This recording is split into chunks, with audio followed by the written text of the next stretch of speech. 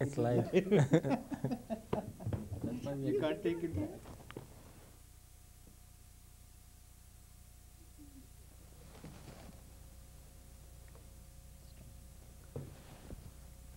Welcome to Dead Air Live. I am Sawal Humair. The show tonight is about higher education in Pakistan. And before I tell you exactly what it is that we'll be talking about and why we'll be talking about it, let me first introduce myself. I am a graduate student. I have a doctorate from MIT.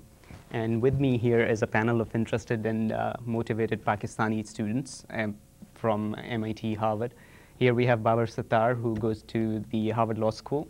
Majibin Qadri from the MIT School of Architecture, Khurram Afridi, who has a doctorate from MIT Electrical Engineering and Computer Science, Anila Askar, who goes to the Graduate School of Education at Harvard, and we have an old graduate from Stanford and Berkeley and Harvard, Hassan Usmani.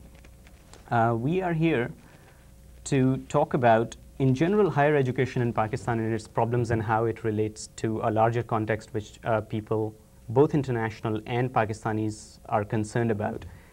And if the main idea for this program is to bring to the fore of the consciousness how important higher education in developing countries is.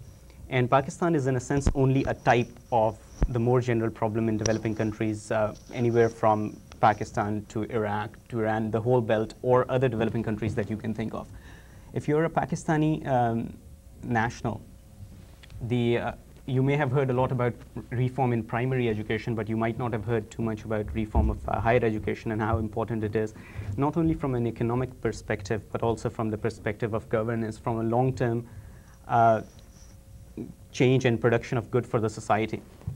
And so we are going to sit here for about an hour and talk about the current state of the Pakistani higher education system and how bad it is and what are the challenges that confront reformers as they go around trying to revamp this system. We are going to talk about an emerging and a nascent reform process that has already started, and we will hopefully, by describing that, you'll have some idea of what sort of support is needed from various constituencies, from international participants, international donors, people who are interested in development of Pakistan, or Pakistanis themselves, faculty, students, the government, all stakeholders who have something that is tied to higher education. And so that's the main idea for the program today. And I am going to, the structure is more or less going to be that first we are going to talk about how bad the situation is and what are the differences in higher education between US and Pakistani universities, and how the current reform process in Pakistan has started, what timeline has it gone through over the last 2 years, what are the challenges that confront us, how a recent debate and a conference was conducted here in which some of the major policymakers from Pakistan participated, and then we are going to wrap up with our hopes for the future, the support which is needed from several people, and how you could get involved in this whole process. So with that, I'm going to start the program and ask Babar Sattar here on how bad the situation is and what are its ramifications on the things that we really care about, like governance and economics. And I can probably recount some of my experiences. I graduated from a high school which was a very middle-class type pro-professional high school. Most of the kids would go to either engineering universities or medical schools. So I graduated and I decided to do history and literature, a BA degree in history and literature. And my family was appalled, some of them, and some of them were actually embarrassed to introduce to others what I was doing, which basically meant that I wasn't a smart kid when I was in high school. So that to me kind of reflected how firm the mindsets are in families. But then I went to Government College Lahore. I had to shift back to Rawalpindi where my family lived, and there was just one college where I could do this combination in Rawalpindi and Islamabad, which was Government College Askarmal. And it was very interesting just going there. I sat my first exam, and I was actually pretty amazed to see that all students who were sitting the exams had these micro copies of the textbooks, that they had micro copied like into small pages, and they had that in the exams, and it was understood that everybody kind of had those things. And there was actually one raid that day in the examination center when the police was coming over to check if there was something amiss. And like 10 minutes before the raid, everyone was told that there was going to be a raid. And so most people got rid of their materials. And this was like in June, the exam that we were sitting, and we would get our BA degrees after this. And it was, there were no fans in this room. It was all broken. The invigilators were actually sitting on this kind of bed, like what we call a charpai, basically, without anything on it. And I was like, one incident that I remember is I was sitting my Islamic studies paper in English language. You can sit it both in English. And towards the end of the exam, there were people standing around me saying, oh, what exam is he sitting? Because nobody probably in that system had seen anybody sit the exam in English language.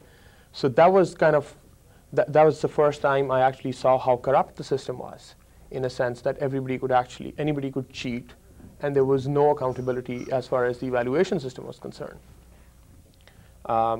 Going on to Quaid-e-Azam University for a master's in international relations was another very interesting experience. The university was far better than the college system that I'd been through. But there were unions. And these student unions were along ethnic lines. And in '96, there was actually a shootout between these different ethnic groups, and the university had to be shut down for a couple of days. And that was very shocking for everyone there, because this is in the heart of Islamabad, which is like you can actually see the presidency and the prime minister house from the university. And this is supposedly one of the best public universities in Pakistan. And it was shut down, and the hostels had to be cleaned up because there was so much weaponry inside them. So this was the kind of state of student body. There was one strike when we were there, and the one demand of all the unions was that nobody should flunk. And there should be no requirement for attendance. Everyone should pass. So it was pretty amazing what they could actually agree on. And the thing that really struck me in Quaid-e-Azam University was that I met some very smart people, both students and faculty.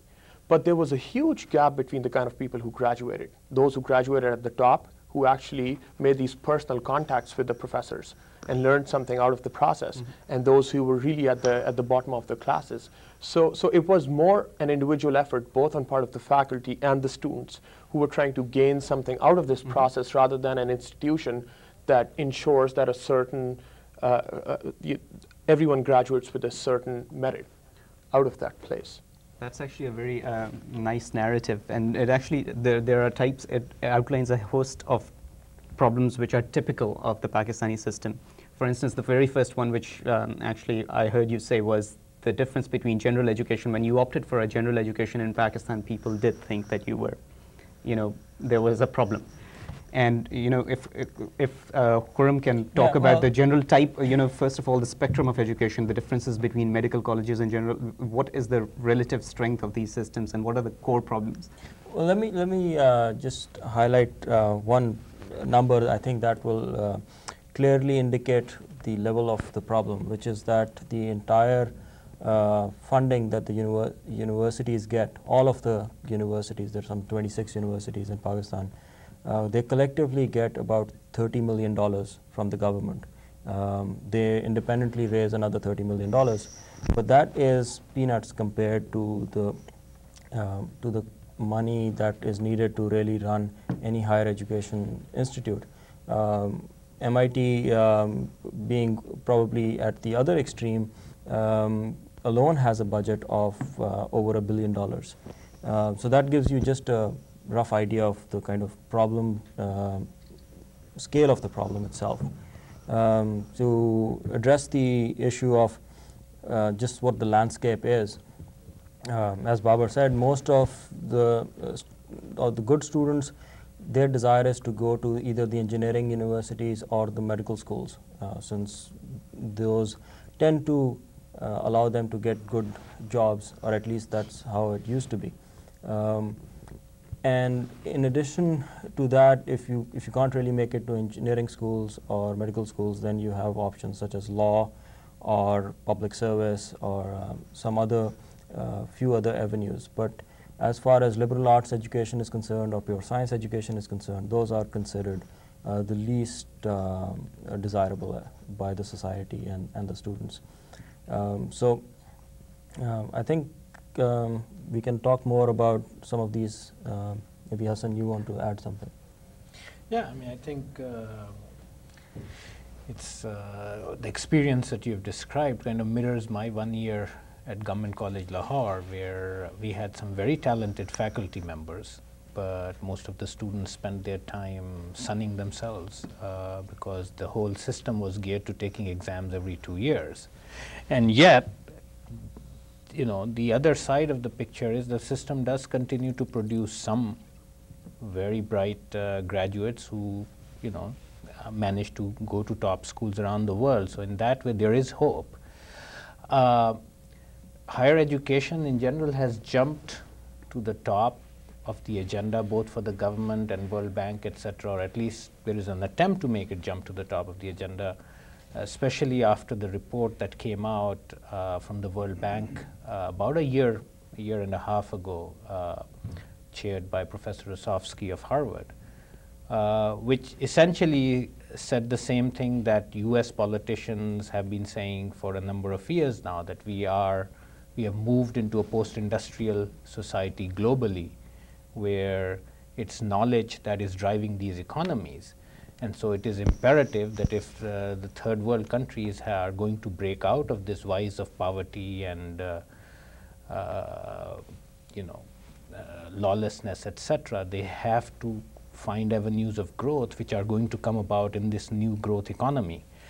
It's really fascinating for me to kind of watch this happening on a personal basis. I mean, we have in our company programmers who are working in Pakistan, working on systems that are being used by residents and doctors here in Beth Israel, right here in Boston, as well as Stanford and other places. And it's a globally integrated economy. Similarly, we are seeing another company, Align Technologies, which has customer service operations running in Lahore, and field, you know, when you dial one of these 800 numbers here, it gets answered there. So it is going to be this next generation of services that are going to drive growth in Pakistan that is actually happening at a much more successful level across the border in India. And we have to fix the system if we are going to participate as a country, as an economy in this new global economy. Similarly, trying to fix the elementary and secondary education system requires good teachers, requires this whole perspective on being able to question and learn and inculcate values. Now, those are going to come out of well-trained teachers who are going to come out of the university system. So if we don't fix our university system, in some ways we are also destroying any chance of the students coming through the elementary and secondary levels on having access to teachers who can actually inculcate values and education. That's a very good point, actually. You've actually addressed the economics part of it pretty well. So I wanted to ask Majbeen, actually I'm going to start asking relatively provocative questions now, since we have gone through the initial catharsis and we understand, we are somewhere, you know, well warmed up. So what's really at stake here? I mean, why higher education, and why is it so important for a country, say, like Pakistan or a developing country? What's at stake? Not only economics, what else?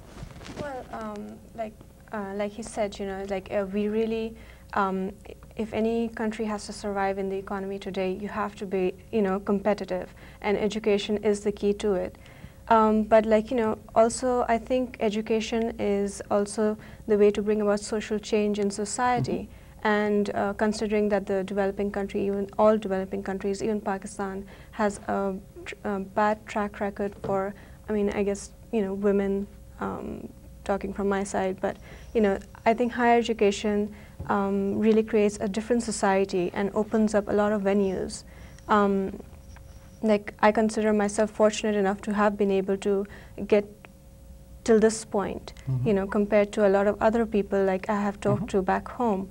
they just couldn't do a lot of stuff. They're very dependent, and the ability to make your own decisions, the ability to know that you can make your own decisions based on, like just the simple fact that, you're economically independent because you have the education that you can get a job is a really big thing. Yeah, that's actually, that comes very close to the heart of what I was trying to indicate here, and maybe Anila can talk about it. The ability of higher education, or in fact, the fact that it's an agent of social change, the fact that our higher education system, at the core, the problem is that they simply do not produce the people who can think, analyze, and be agents of change. And a statistic which was quoted to me, and I often cite without any substantiation, is that at any given point in time in the National Assembly, like 1/3 of the country's leadership are lawyers, and these people have the worst education in the country. If they have, from law school, not talking about the Harvard Law School. But Anila can, talk about the dimensions of why higher education is relevant in the social change, and if you don't have the strong leadership that is being produced inside the country, what the dangers are. Yeah, thank you, Salal. I think the purpose of this group sitting in Boston, to get involved in this higher education reform was to start working with the public universities and to help them bring about the systemic changes that could produce leadership and that can produce individuals who can think and act creatively towards social change in Pakistan. So our main purpose is to work with the public universities, and sitting here, we can envision change processes. We have been exposed to centers of excellence. We have been through very good education in these universities.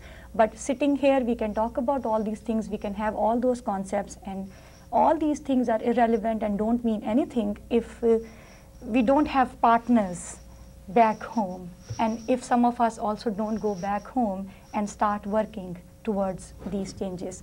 So with that goal in view, I am working with 2 universities at this point in collaboration with some other researchers in Boston group, and we are in touch with the vice chancellors of 2 universities, and we told them that they can utilize us as a resource. And we think that people are very important in this change process, and when we talk about people, I have the faculty and the students of the universities in mind. So we asked the vice chancellors to identify the interested faculty members who would like to engage in some sort of change in their departments, and also identify the students who would be willing to cooperate with them, and then we can assist them in whatever way we can. And we are trying to identify at this point, faculty and researchers of Pakistani origin working in the US and Canadian universities who could also help them. And personally, my contribution would be to help those faculty members and students to study the process of reform, to study the process of implementation, so that we can find out what the obstacles are and how to overcome them. Any one of you feel free to take up this question of, can somebody characterize for me the overall landscape of what the problems are? I mean, in certain main themes, less like a laundry list, more about what are the core problems with the higher education system and what needs to be done in order to reform it. Well, I'll take a stab at it. I think maybe we should start from setting what our goal is, and that kind of tells us what is missing in Pakistan. So one of the biggest, I think, differences between the education that we find in the US, which I think at this point is probably one of the best higher education systems in the world, is that here you're taught how to learn and how to think rather than being taught specific pieces of information. Whereas in the traditional way of teaching, which is still prevalent in Pakistan, you're basically asked to memorize or learn specific pieces of information, and then it becomes extremely difficult for you to move on as the technology changes, as the world changes, as models of social behavior change, to actually go on and learn new stuff as you have to inevitably now. The there are reasons why this is true, and it's in how it is, how the teaching is done. In the US, teaching is done, and I'll focus more on the science and technology part of it. The way teaching is done here is through one, formal education in the classrooms, and two, through research and experimentation in the labs. Now, in Pakistan, the education is limited mostly to the formal part, and even the formal part is too fixed, too difficult to modify. Everybody has to read the same books. You don't have alternate texts. You don't have if you want to get good score in the examinations, you have to write down the answer that is given either in the answer book for any book, or it is it's the section that's written up in the textbook itself. And so people will concentrate more on memorizing and just repeating whatever the instructor had said. And there's very little independent inquiry, there's very little research, and I think that is probably one of the big fundamental differences between here and the US. Yeah, so in general, I mean, that outlines exactly one of the core issues. And the problems in the system actually are endemic and stem all the way from governance to curriculum and reform and the lack of resources. And all of this has led to a system which is fossilized and entrenched, and that needs to change over time. And you know, much of what we talk about falls within these themes, that the fact that there is no support for new faculty, the fact that the teaching methods are outdated, the fact that we haven't learned to move with the times. And so we can talk more about it, but at this point we are probably going to show a clip from a conference which was held recently in Boston on higher education reform in Pakistan. The conference itself featured several policymakers from Pakistan, some of the major stakeholders. And the idea on the table was to debate out what the implementation challenges are, and in order to come up with an agenda for both short-term and long-term reforms so that we can actually produce the kind of leadership that we need for the next century.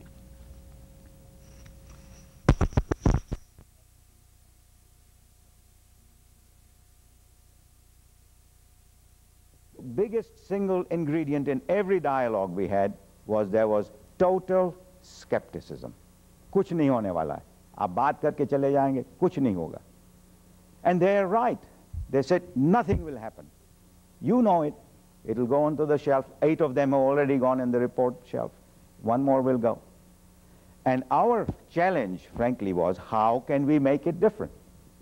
So in a way, and we had a very, very important dialogue partner, the President of Pakistan and the Minister of Education, the Minister of Science and Technology. These people said, no, we have got to change. And we involved a lot of them, including the Governor of State Bank, during the course of this dialogue, and they said, no, we will support you, put up your proposal. So we went in there, not assuming that everything will be all right, and we had the unique opportunity of having dialogue partners that could make a difference, and they encouraged us. We quickly coming to recommendations, we recommended that reforms be at 2 levels. One at the university level, the other one at the support institution for higher education. It needs to be at 2 levels. Let's look at the reform of universities. The first principle that we said about university reform is that universities must be the focal point for all reforms through adequate empowerment and autonomy. It's not going to work unless the universities, i.e. those who we are trying to change, will make a difference. I underline this point because it will come up during the course of the afternoon and the day, and Tariq has already alluded to that. And the other principles were that we should really focus on a few key issues that will make a difference, the critical issues that will make a difference. The list was yay long. And we decided that all good managers must focus on the critical issues, of which governance and management was very important. Now you'll say, well, that's natural, what's wrong with that? But you'll be surprised to know that in Pakistani universities today, the governance and management are intertwined. You ask the vice chancellors, where is the governance? He'll say the governor, or he will say the Senate. Where is the management? Somebody will say, well, I can manage it at the syndicate level. And the poor chief executive officer, the vice chancellor, says, I have no powers. My hands are tied because my 150 member or 110 member syndicate or my Senate, which is equally large, really doesn't particularly care. So we don't know where the responsibility for strategic thinking is and where for actual management and implementation of those decisions. This is one of the critical factors. And then we said we need to mobilize and manage additional financial resources. What happened there is, moving to the other critical factors, we found the curriculum reform needed a major review. We needed to foster public-private partnerships. These don't exist except in a very few institutions. And we needed to raise educational quality at all levels through improvement in higher education. This is important. We realized that education is a continuum. So if you are looking to improve higher education, it will never improve, as most of you know, unless at grade school and then secondary school we have a change as well. Because the substrate that comes up is really faulty. The raw material is not good. You can't have a final finished product that's good. And we also realized that we have to avoid early specialization. Would you believe it that in many cases in our schools from grade 8 there is a specialization between those who want to take the science track or those who want to take the arts track from grade 8. And here at this university or anywhere else, you are encouraged to go through 2 years of college and then make a decision where you want to go. So what happens is that you made a decision to go into medicine because your uncle was a doctor and that was your role model, and you decided you wanted to go and become a doctor, and you decide at the age of 14 in grade 8 or whatever is your age, and that's it. You can't get into medical school. You have a blank in your image or on your record all your life. Tumhe to doctor banna tha magar tumne kuch kiya nahi. You know, this is a statement that is so commonly heard, and I find young people who come to our university couldn't get in because we only take 2.5% of the 3,000 people that apply. They feel shattered because there's no other option. And then we find that in the university restructuring, we had this intertwining and politicization of management and governance, no clear responsibility for either, as I mentioned earlier, and the two ineffective entities.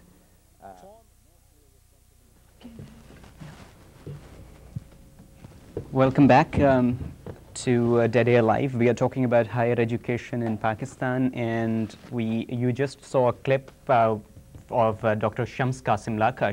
Dr. Lakha is the president of the Aga Khan Universities in Pakistan and in general the Aga Khan network worldwide. And he is the Minister for State and chairman of the Steering Committee on Higher Education, which was recently constituted by the President of Pakistan, Pervez Musharraf, and to implement a short-term reform agenda till October of 2002. And we also have, apart from the clip, joining us two new panelists, Bilal Zuberi, a doctoral candidate at MIT, and Hassan Abbas, who at the Fletcher School of Diplomacy at Tufts University. And we are just going to spend like 10 minutes trying to characterize what the problem is in Pakistan. The problem of higher education, what are the main features of the problem and how it impacts, things like governance, the building of a good society, and how it hinders it. And so I'm going to turn to Babar here, who is going to talk about... Yeah, I actually wanted to mention the difference of experience that I had in Pakistan. And here, what I was really struck by studying in Pakistan was there's this huge disconnect between the real world and what you actually learn at the universities. Now, there is a disconnect even here. The universities are supposed to be this place that produces idealism and ideas, and there is the practice of it. But at least there is some connection. For example, in the context of law, in UK and in the US, they have very common case study method where they're actually teaching you what is being decided, how the law is evolving. So any cases that are being decided by the Supreme Court are actually being taught at the same time in the universities. And what that does is, A, helps you understand how the law is developing at a certain time, and B, there is this constant dialogue between the professionals and the academics. So what happens is the academics are analyzing where the law policy is going, and they document that, and that thinking goes back to the courts, and they actually study from an academic viewpoint how people from outside the system, what is the thinking outside of the box. And so that actually impacts, and then that gets that thinking gets included in their future decisions and judgments, and that actually helps. So there's this constant dialogue between academics and professionals. That's the one thing. And that points out that there is, like, my personal experience was there was no research being done in Pakistan in the universities. And I was really struck by the fact that here, any lectures, any ideas are being produced in the university, which is so not the case in Pakistan. Like Noam Chomsky, for example, went back to Pakistan, and his lecture was not held in a university. It was actually held in a cultural center where most of the people were bureaucrats and others, the military elite and other social elites who were just there because it was a place to be seen, as opposed to India, where his lectures were hosted, or here in the MIT, where it's just the students who were actually gaining from that process. And when I was a student there, and even when I was teaching at Quaid-e-Azam University for 2 semesters, there were no teachers who were actually producing literature. There were no journals in Quaid-e-Azam University, for example. There were no professors who were writing articles based there. What happened was people, academics, professors would get scholarships, they would go abroad, work there 1 year, produce a book, and then come back. But the atmosphere is so not congenial for research that there are no ideas being produced. And that confronts you with the problem of importing ideas, because none of them are actually being produced there. Yeah. Yeah, I think Babar has raised a very pertinent point. And the big question is, why is that kind of research not taking place in Pakistan? In my view, the whole issue revolves around the issue how much importance we give to the teaching community or professors. What is their status? How much priority do you give? How much respect is there? And the unfortunate position is that professors or teachers, as previously hinted by Babar, they are the ones who are not given any respect and prestige by the society. The topmost students, for instance, would go to medical schools, engineering universities, or they would sit in the competitive examination to get into public service. The ones who cannot get into private or public sector at any level, they would come out and join as lecturers. When they are lecturers, how much you give?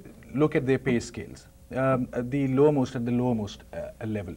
You, at any other part or segment of society, there is no respect associated with professors. Then, because there is no importance for research, there is no requirement for an assistant professor or a lecturer to get published to become an associate professor. After 10 years, a person who's a lecturer is going to be an assistant professor. After another 10 years, they are going to become associate professor. Their competence or research is not associated with their promotions. Yeah. So that is one major reason. Unless you will attach some kind of, I will not use the word glamour, but respect or certain status in society, because they are the people who are going to groom the students. They are the ones who are going to motivate or inspire. If they themselves are among the dejected part of or frustrated part of society, what good they are going to do to the students? That's a very good point. Actually, I know Majbeen wanted to talk about the accountability part.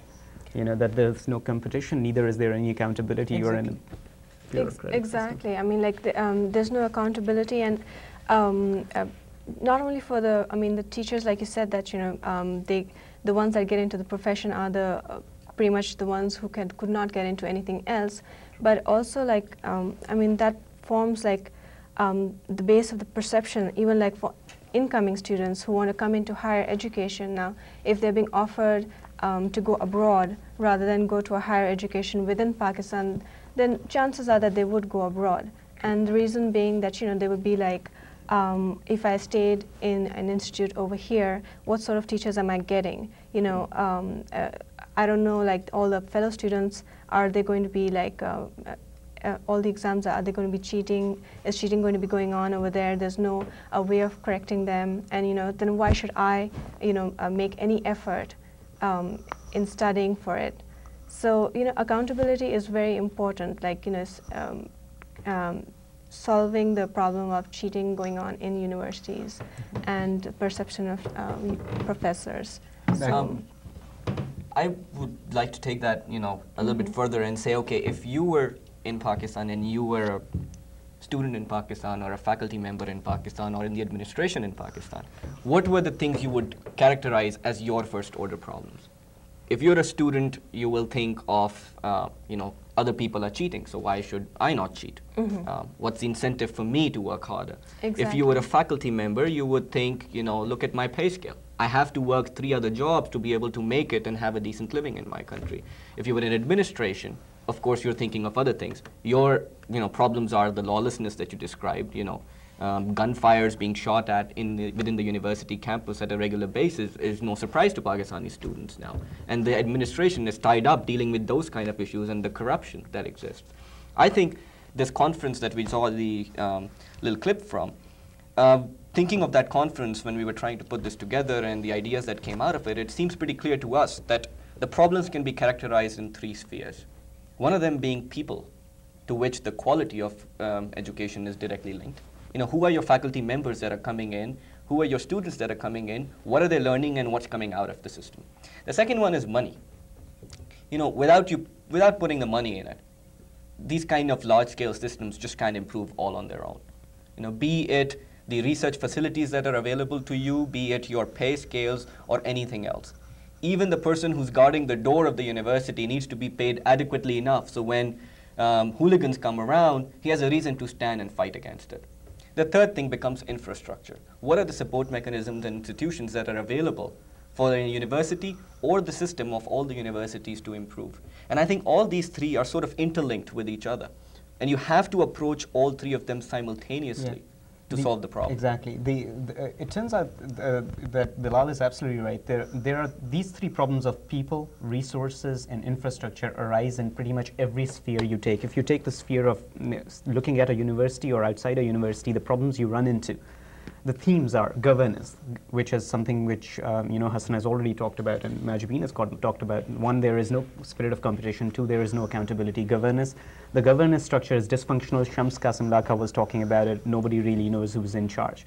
That's one. Then the other part is curriculum. Not only is our curriculum outdated, our pedagogical styles are totally ill-suited to. They simply do not produce the individual who can think. The third is that we simply do not have the money. Even if the government, if we were to try, at this point we have like 2.5% of the relevant age cohort in higher educational institutions. If we were to try and raise that to a 1/3, that's more, the cost, even at the current cost structures, is more than the budget of Pakistan. It's simply not on. That solution is not on. So we have a resource lacking, and the fourth and the primary thing. And so in any one of these areas, you take governance or resources or curriculum, the same 3 themes crop up. It's you don't have the people, you don't have the infrastructure, or you don't have the resources. And in every case, for instance, if you wanted tight fiscal controls, you don't have the people who can do it. You want better teaching, you don't have the faculty. You want better student material, you don't have it. Also, yeah, you're very rightly. I mean, it's a matter of national priorities as well. Yeah. I think, not to sound pessimistic, but one of the major problems which will continue to be like this, as we can see the growing different notions about education. Education is not a priority of the government of Pakistan or the state of Pakistan, frankly speaking. A country which is spending 60% of its GDP on acquiring new weapons, education has never been their priority. My worry is that that remains the case. In this perspective, the effort which you guys have put together in reference to the activities of education reform, that's a good omen. And obviously, there need to have some efforts. But unless there's a priority at a national level, that this is going to be an educational revolution. You say, okay, 10% or at least 15% of the budget would go towards this. Sure. Other than that, there can be no other opportunity that the universities will be able to have such kind of resources through their own ways. No chance. And higher education is even a vanishing fraction of that, because the main focus is primary education of all the allocation, and it's actually gone down over the decades, so certainly in Pakistan. I would actually like to point out 2 things that that are very relevant to what you're just saying, taking that further. First of all, I think there needs to be a rethinking as to how you allocate resources. Because I went to medical school for 4 months, and its professional education is subsidized across the board, and that does not happen anywhere else in the world. Yeah. Like the MBA students at Quaid-e-Azam University are all subsidized if you meet a certain merit. Likewise, all medical schools are all subsidized. Not all these people are actually getting out and serving in those professions. So a subsidy is not need-based. So everyone who gets in is subsidized. So there has to be this merit-based subsidy, and there has to be this need-based subsidy. Not everyone should be subsidized.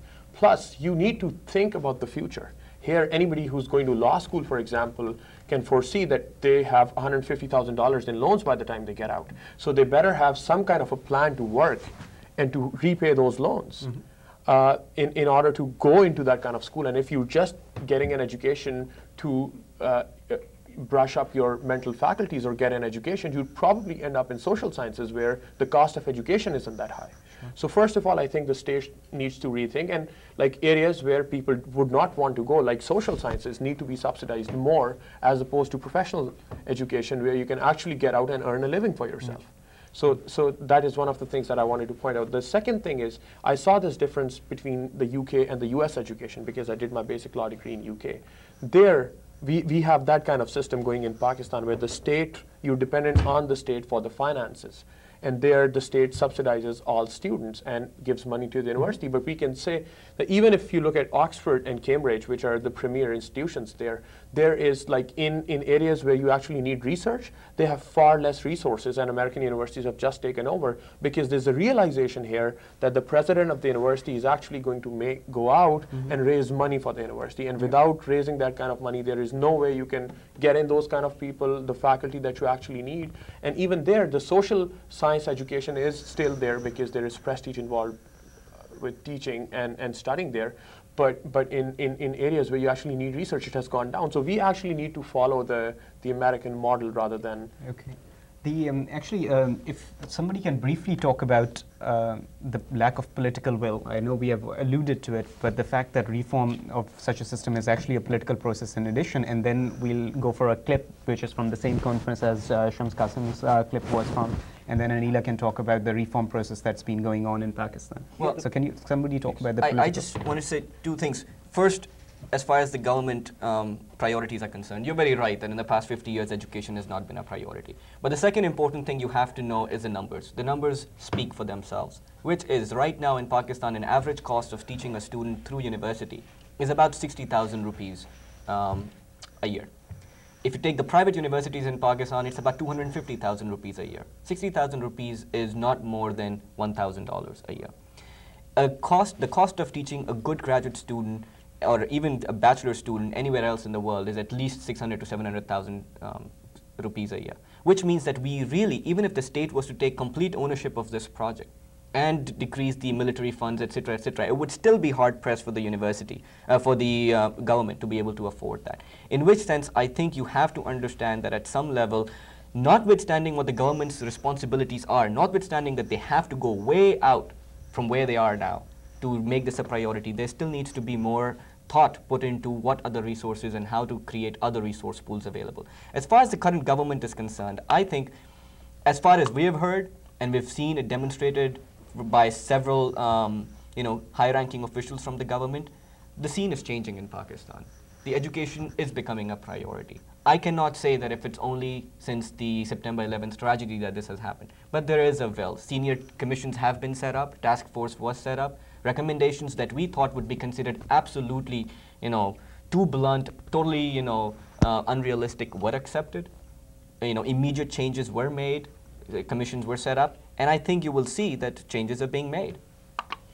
I think he's right about the change. Sorry. Yeah, go ahead. In the I'm sorry. Go ahead. In the government, basically, because at least the government has to make a move, but even in the general public, there has been a change in attitude because I mean, progressively every year when I go back, there's more emphasis on education because people know that this is the way to improve your lot. And there are a lot of private universities coming up, and I think it's like a collaboration between the public and private is what we should be looking at. Thank you. We'll go to a clip from Hamid Qizilbash from the same conference as before.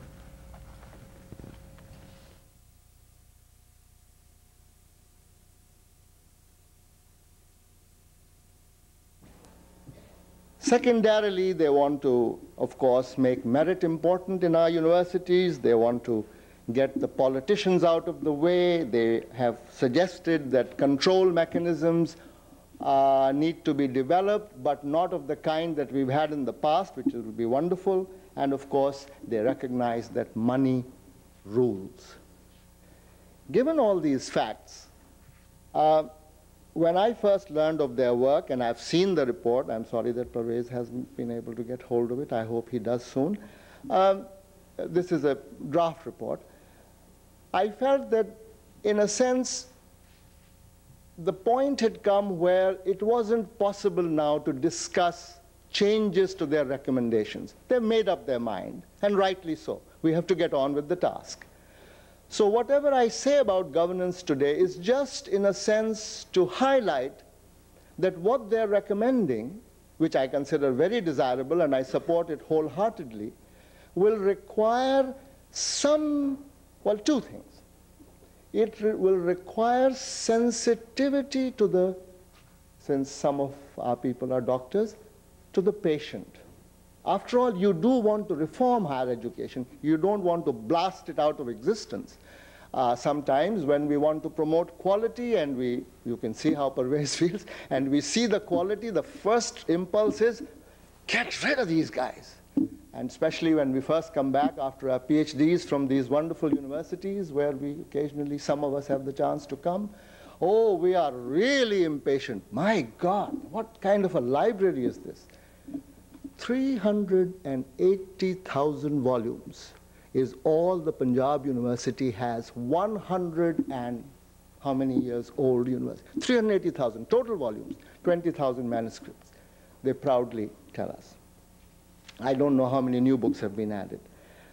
The impatience that I was mentioning makes us sometimes not listen to the patient as he tries to say, it hurts here, but it also hurts here, but you know, it really hurts here. This is where it hurts. If you want to ask the faculty or the students, this is where it hurts. Nobody seems to care about education. What do you expect? We've been surviving for 50 years in the darkness. In the darkness. And we have produced Adil Najam, and we've, thank you Adil, where are you? And other people like that. There have been attempts made to survive. And therefore, when you now propose to get rid of, let us say, a system of appointing the vice chancellor, or of getting faculty of quality, the first and most important point I would like to suggest as you go forward, and God bless, and I will certainly be with you and do whatever is necessary immediately to help. Please understand that the university, in spite of all the people you've met, and I spent 1 full week on campus just taking the report and talking to students and faculty, what do you think? What are your feelings? And I'll tell you that in just a second. I'm watching the time. Primarily, I think if you're sensitive, you will realize that in spite of your excellent recommendations and outstanding focus, because you have focused on important things and you've tried to keep some things out of the way, I'm not sure that a good vice chancellor can be appointed just because 3 names go to the chancellor after a very thorough search. In Pakistan today, and I'm sure my colleagues who are at the universities will bear me out, 1 position of lecturer was advertised in political science in all the national newspapers, and there were only 5 applicants, and not a single one had the basic requirements for that position. Try advertising for vice chancellors. Try advertising for deans and important positions. It's going to be difficult. So what I'm suggesting is, and this probably is the main point of our 15-minute presentation, higher education, the 100,000 or the 200,000 people currently engaged need help. Please, with patience, try and take some of them along.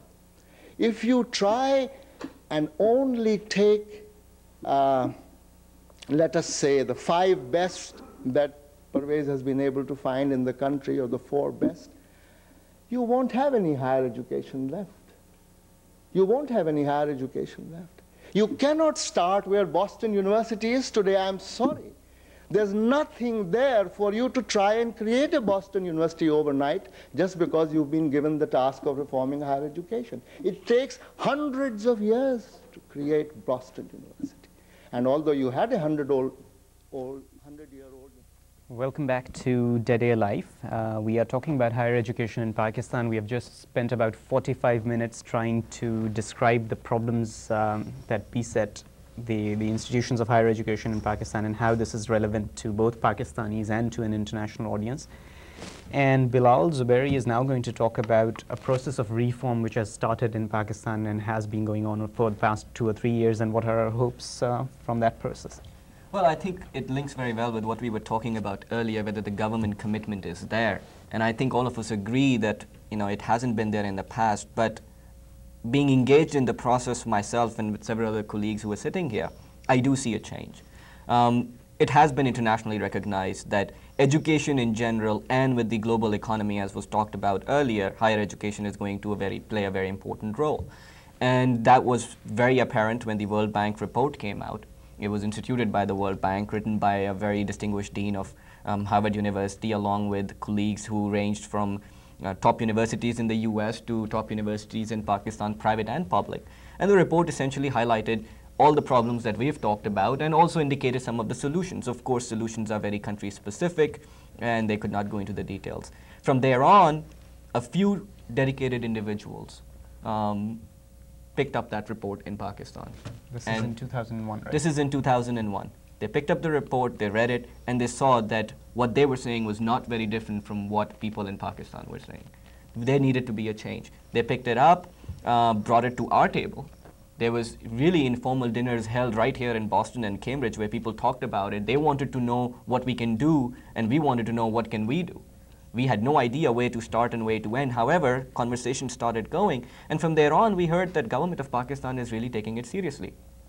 The authors of that report went to Pakistan, gave lectures in top universities, and met with the vice chancellors, who are actually the equivalent of the university presidents, met with education ministers, ministers of science and technology, and really tried to tell them that this is not a question of if and when, it was just a question of how to do it. You had to do it. There was no other way out of it. And from there on, the President of Pakistan instituted a task force, which was supposed to make recommendations on how to change the system. The task force published its report towards the end of 2001, in December 2001, and the recommendations essentially said, the solutions are not difficult. This is not rocket science. It takes, as Hamid Qazilbash said, 100 years, but the solutions are not difficult. We have known them since 1950s when the first education review was done and a report was published. The problem is that it's a political process and not a technical process. You need to take everybody along, as Hamid Qazilbash was saying, and then you need to bring about change. You need to have the buy-in of all the stakeholders. Of course, the government, which is the primary owner of the universities. Literally, the ownership of the universities rests with the government. Yet, there are other people who need to have a buy-in. You need to have the faculty buy-in, the student buy-in, and it's got to have a gradual process that starts from within and comes up. From there on, the task force recommendations were basically accepted by the government, and an higher education commission was proposed, which was going to scrap all the other bureaucratic institutions that are currently operating. A new institution that would act as a support institution was set up, and to lead into that process, a steering committee was established under the leadership of one of the leading educationists from the private sector, a medical university chairperson, Shams Qasim Laka, whom we heard earlier, under his leadership, and several people were recruited into it to give suggestions on how to get the process moving. We know what the problems are, we know what the solutions are, we just don't know how to go there. And this steering committee is supposed to get the, priorities rolling. What they're doing, however, is, taking the solutions to the people. They're going from university to university, province to province, talking to people, making those recommendations and asking what is their feedback. And I think their feedback is what Hamid Qazilbash was saying, and I think all of us would know already, change does not come about easy. People are scared of it, people are afraid of it, people don't know what to expect, and for a government and a country and a system that has done rather poorly in that sector for 50 years, people don't know if they can really trust this change. And I think, I would like to hear more if people know about it. Yeah.